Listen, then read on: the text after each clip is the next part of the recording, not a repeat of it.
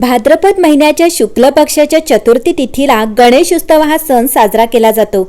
एका प्राचीन मान्यतेनुसार गणेश चतुर्थीला चंद्र पाहणे टाळावे असे मानले जाते।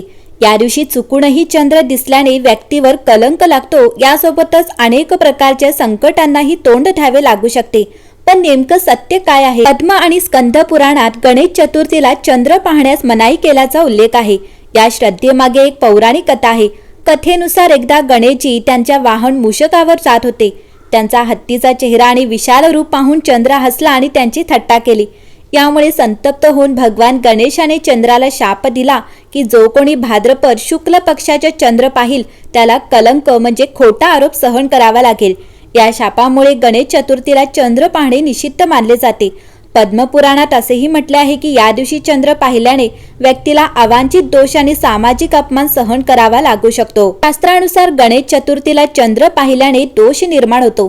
त्यामुळे एखाद्या व्यक्तीला सामाजिक अपमान, गैरसमज किंवा खोटे आरोप सहन करावे लागू शकतात।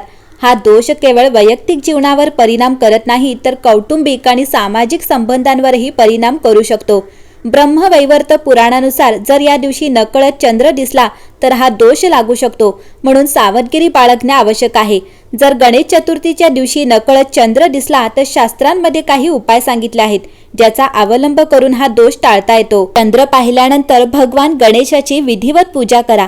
भगवान गणेशाला दुर्वा, मोदक आणि लाडू अर्पण करा। यासोबतच गणेश गायत्री मंत्राचा जप करा।